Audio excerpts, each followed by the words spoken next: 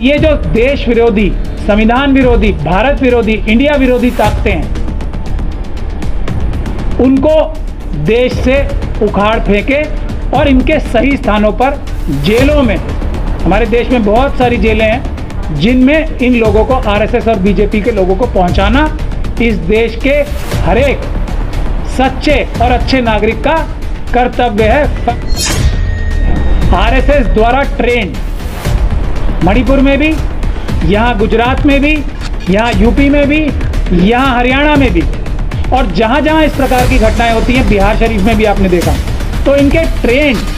RSS के जो आतंकवादी काडर्स होते हैं, जिनको ये ट्रेन करते हैं, आप लोग ही दिखा रहे हैं ना, ये वीडियोस सोशल मीडिया पे ही आ रही हैं आप लोगों के माध्यम से, पिस्तौलों की ट्रेनिंग देते हुए बजरंग दल के लोगों को,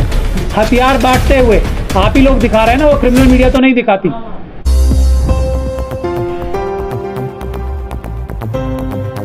सबसे पहले तो मैं बहुत इस दुख भरे माहौल में भी आज एक जो आशा की किरण नज़र आ रही है, और वो बहुत बड़ा चेंज जो हम देख पा रहे हैं, वो आप सब लोग जो कि देश का चौथा स्तंभ हो, असली प्रेस, वो क्रिमिनल मीडिया नहीं, जो नोएडा के बड़े बड़े टेलीविज़न चैनल्स जिनको अपने आप को मेन स्ट्रीम मीडिया कहते हैं, जिन्हें हम क्रिमिनल मीडिया कहते हैं, उन सब से ज़्यादा, उन सब की व्यूअरशिप से ज़्यादा आज जितने आप लोग यहाँ बड़ी संख्या में आए हो इस विषय पर, ये इस बात का साफ सबूत है कि अब हम लोगों की, अम्बेडकरवादियों की आवाज़ जो है, पूरा देश आप लोगों के माध्यम से इस क्रिमिनल मीडिया से कई गुना ज़्यादा सुनने वाला है आने वाले टाइम में। आज आप लोगों की इतनी बड़ी संख्या में उपस्थिति इस बात को दिखाती है, और इससे हम बाकी सभी भी अम्बेडकरवादियों से ये गुजारिश करते हैं कि आए सामने और असली जो सोशल मीडिया है, जो असली मीडिया है, असली चौथा स्तंभ है, उसका प्रयोग करके आगे बढ़ें, और ये जो देश विरोधी, संविधान विरोधी, भारत विरोधी, इंडिया विरोधी ताकतें हैं, उनको देश से उखाड़ फेंके और इनके सही स्थानों पर जेलों में, हमारे देश में बहुत सारी जेलें हैं जिनमें इन लोगों को, आरएसएस और बीजेपी के लोगों को पहुंचाना इस देश के हर एक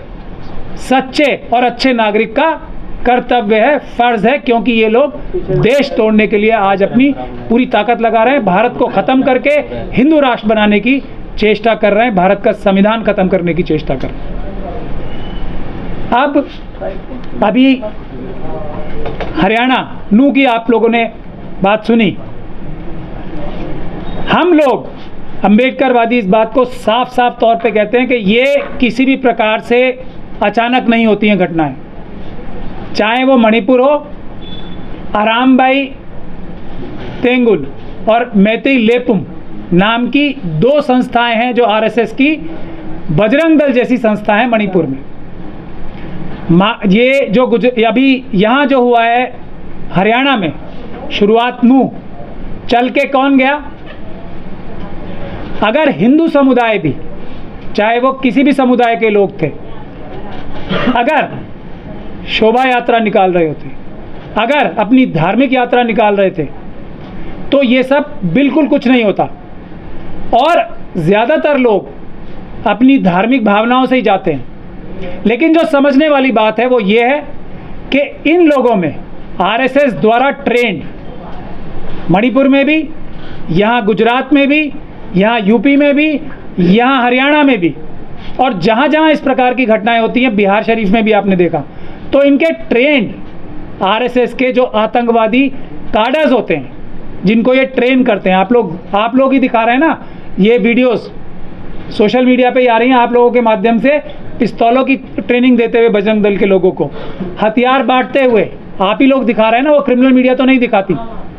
तो ये आतंकवादी संगठन जो हैं, इनको जो इनके हथियारबंद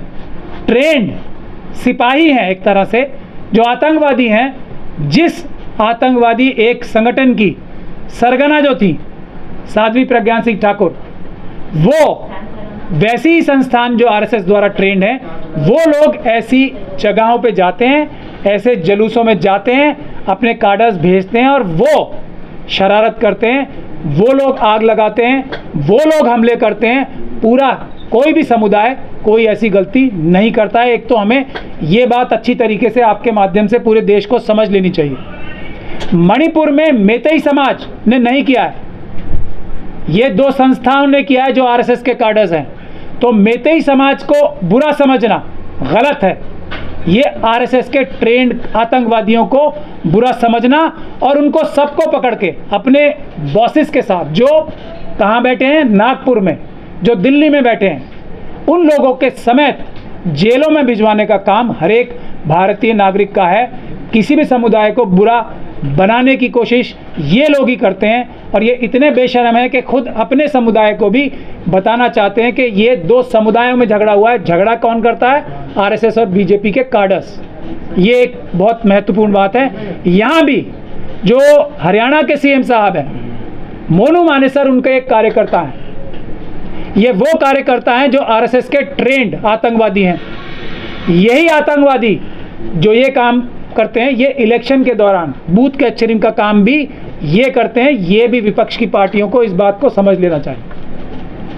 इनके साथ कोई भी नरमी पूर्वक बिहेवियर जो है वो देश के लिए घातक सिद्ध होता है। तो राजस्थान सरकार ने मोनू मानेसर, जो कि बीजेपी और आरएसएस का एक काडर है, आतंकवादी काडर है,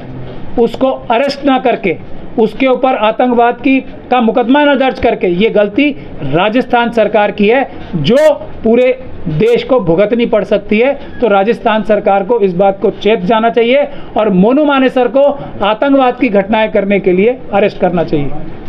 ये बहुत महत्वपूर्ण बात है, क्योंकि यही मोनू मानेसर और इस जैसे दूसरे कार्डर्स आरएसएस के कल राजस्थान में बूथ कैप्चरिंग करेंगे, तब इलेक्शन के टाइम ये कुछ नहीं कर पाएंगे, कांग्रेस की जो सरकार है। तो हम लोग, जैसे दिल्ली दंगों का भी भानु भाई ने उदाहरण दिया, हम लोग क्या करते हैं? सरकारी अधिकारी, पुलिस के अधिकारी जो संविधान की शपथ लेके काम करने के लिए बाध्य हैं, क्योंकि उन्होंने संविधान की शपथ ली है, वो जब कानून तोड़ते हैं, जैसे अभी मोनू मानेसर को,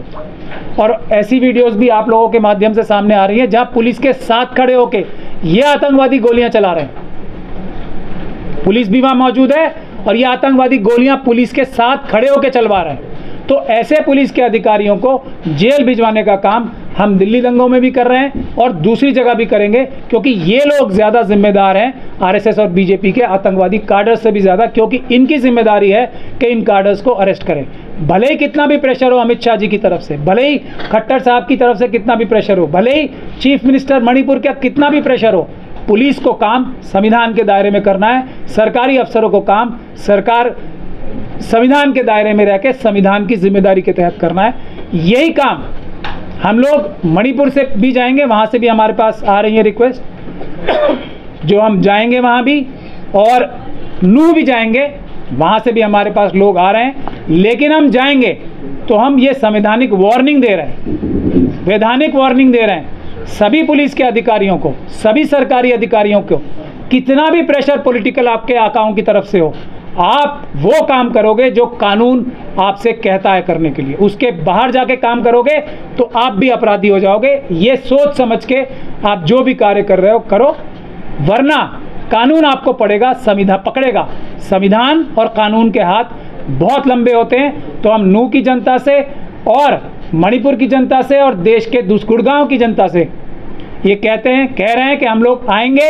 और हम ऐसे सभी शक्तियों को जो देश तोड़ना चाहती हैं, देश का माहौल ख़त्म करना चाह रही हैं, ख़राब करना चाह रही हैं, और गुड़गांव में देखिए क्या शरारत कर रहे हैं, दिल्ली में क्या शरारत कर रहे हैं। इतना बड़ा इन्वेस्टमेंट, फॉरेन इन्वेस्टमेंट गुड़गांव में आया हुआ है, उसको सब खराब करने की चेष्टा जो है ये आतंकवादी संगठन कर रहे हैं गुड़गांव में, जो इन्होंने आतंकवाद की घटनाएं शुरू की हैं नूह के बाद। तो ये लोग देश के दुश्मन हैं, ये लोग संविधान के दुश्मन हैं, और ये लोग इस देश के सच्चे और अच्छे नागरिकों के सबके दुश्मन हैं। ये बात हमें समझ लेनी चाहिए और इसके लिए हम सबको मिलकर काम करना है। ख़ास तौर पे हम लोगों को इन पॉलिटिकल पार्टीज़ जो हैं, जो नॉन बीजेपी की पॉलिटिकल पार्टीज़ हैं, उनसे भी ज़्यादा हमें अम्बेडकरवादियों की जिम्मेदारी है, क्योंकि लोग पॉलिटिकल पार्टीज से भी ज़्यादा आज किसी पर भरोसा करते हैं तो अम्बेडकरवादियों पे करते हैं। और जो सोशल लोग एक्टिव हैं, जो सिविल सोसाइटी के लोग हैं, जेन्युइन, वो फ्रॉड वाले नहीं, जेन्युइन जो लोग हैं उन पे भरोसा करते हैं, जो जान हथेली पे लग के सच को सच और झूठ को झूठ बोलने की ताकत रखते हैं। जो हम जैसे लोग हैं जो सीधा बोल रहे हैं कि ये सब गतिविधियां आरएसएस और बीजेपी ने कराई हैं, अमित शाह साहब ने कराई हैं, खट्टर साहब ने कराई हैं, मणिपुर के चीफ मिनिस्टर ने कराई हैं। ये जो बोलने की, और इसी वजह से प्रधानमंत्री खामोश क्यों हैं? बोलते ही चोरी पकड़ी जाएगी, इसीलिए खामोश हैं। चोर हमेशा बचता है। और आप जैसे लोग अब हैं कोई, अब जब प्रेस कॉन्फ्रेंस कभी मोदी जी ने कर ली तो ऐसा तो नहीं होगा ना कि आप में से कुछ लोग भी वहाँ ना हो। आपसे डर के मोदी जी प्रेस कॉन्फ्रेंस नहीं कर रहे हैं, वरना जो ये इनकी क्रिमिनल मीडिया है उनके साथ तो ये कभी भी प्रेस कॉन्फ्रेंस कर सकते हैं। तो आप लोगों को भी बहुत बहुत मुबारकबाद है। आप लोगों की वजह से मोदी जैसे व्यक्ति सब कुछ लाखों करोड़ रुपए खर्च करने के बाद, ये मीडिया मैनेजमेंट का, फिर भी प्रेस कॉन्फ्रेंस करने से डरते हैं, मणिपुर के मामले में बोलने से डरते हैं, बेरोजगारी के मामले में बोलने से डरते हैं, चाइना के मामले में बोलने से डरते हैं, किसी भी मामले से बोलने में डरते हैं। तो वो सिर्फ और सिर्फ आप लोगों की वजह से है। उसके लिए मैं आप लोगों को मुबारकबाद भी देना चाहता हूँ। धन्यवाद। और अब आप कोई सवाल पूछना चाहते हैं तो पूछिए।